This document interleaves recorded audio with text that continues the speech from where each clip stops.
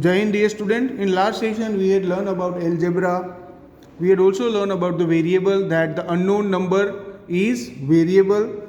Now in this session we are going to learn use of variable in common rule. How can we use variable in some common rule, that is rule from geometry and rules from arithmetic. Let us first see rule from geometry. Let us see, that is rule from geometry. Okay, in rules from geometry, the first here we can say that, let us see geometry. In geometry, perimeter of square.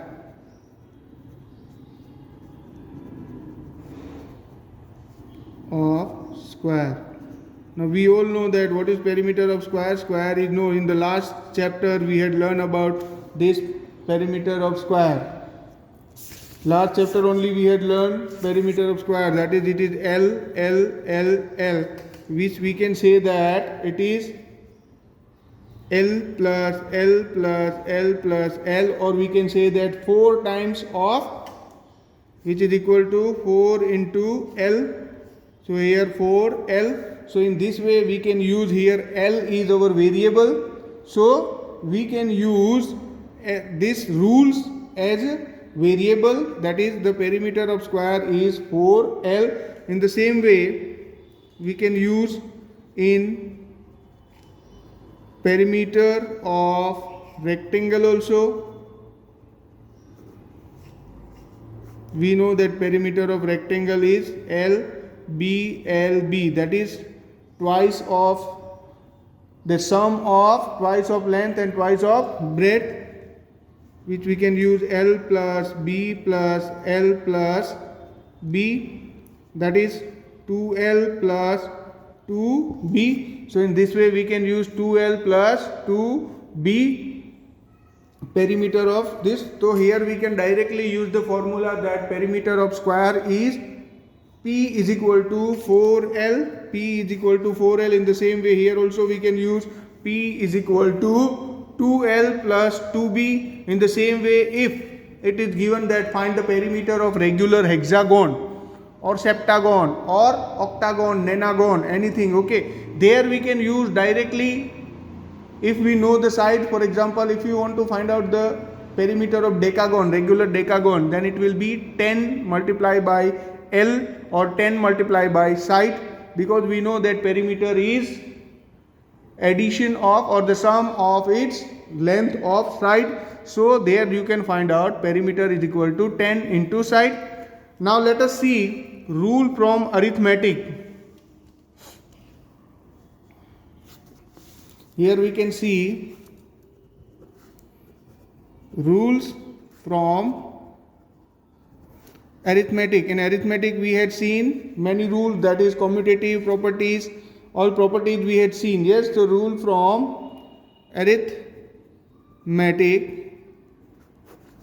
This is also one of the branch, as geometry is there, of mathematics. We had seen in arithmetic that first commutative property we had studied.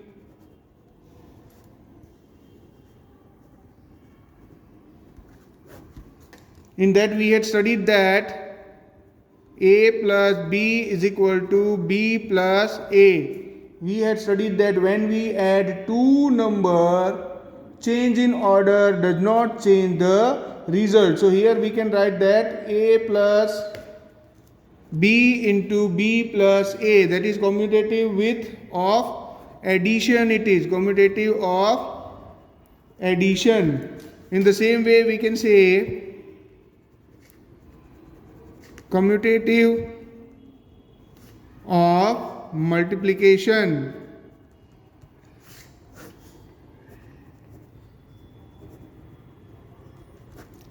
Commutative of multiplication, here we had studied that when we multiply two numbers, change in order does not change the result, that is A into B is equal to B into A. That is when we change this order of these two numbers, when we multiply two numbers, change in order does not change the result. In the same way let us study distributive property. Distributive property is distributive. Okay, distributive property, we know that distributive property is A into B plus C, which is equal to A into B plus A into C. So this is distributive property. So these three property from arithmetic and some rules from geometry and rules from arithmetics are also there, which we can use in variables. Now let us see exercise 11.2. In exercise 11.2, here question number 1 is the side of equilateral triangle is shown by L. Side of, it is given, equilateral triangle is equal to L. Express the perimeter of equilateral triangle. Now we know that, therefore we have to find out perimeter of equilateral triangle. So perimeter of equilateral triangle is, we know that 3 into side, which is equal to 3 into L, which is equal to 3L. If the side of equilateral triangle is L, then its perimeter is 3L. In the same way, second one you can do by yourself. It is given regular hexagon is denoted by L. So its perimeter is, we know that perimeter of hexagon is 6 into side, that is equal to 6L. Now let us see question number 3. Let us do 2 also first. The side of regular hexagon is denoted by L. Here it is given side of regular hexagon is equal to L. That we know that perimeter, this we have to find out, perimeter of regular hexagon is equal to, perimeter of regular hexagon is equal to 6 into side, 6 into side, which will be equal to 6 into L, which is equal to 6L. So the perimeter of regular hexagon is 6L. Now let us see question number 3. Question number 3 is here. A cube is 3-dimensional figure as shown in 11 figures. Here figure is given, has a 6 face and all of them are identical square. We know that in a cube all faces are equal. So the length of an edge of the cube is given by L. Here it is given that length of edge of cube is equal to L, is given by L. Now find the formula for the total length of the edge of cube. Now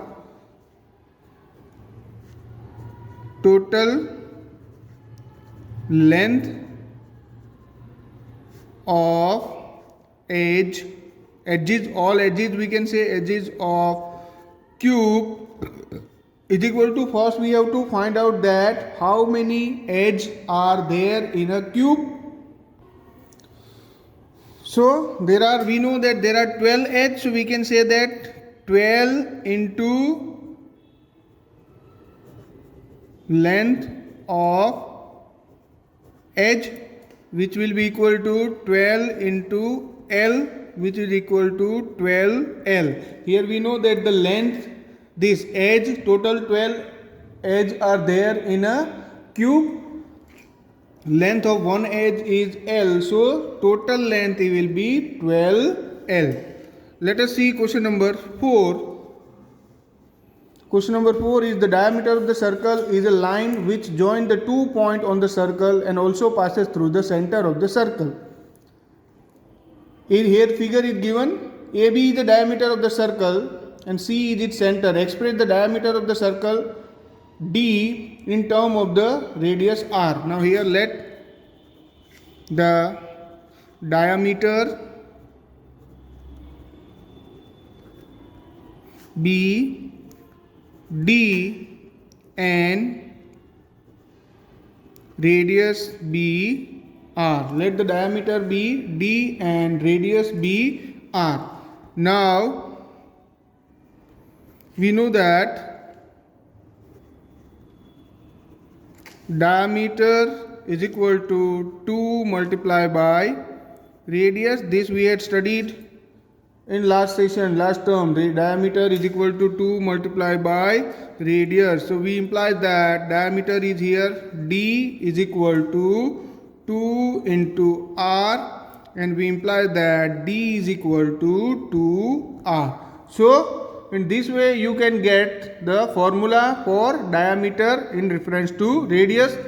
Now question number 5 we don't have to do, and so here we end our exercise 11.2. Thank you.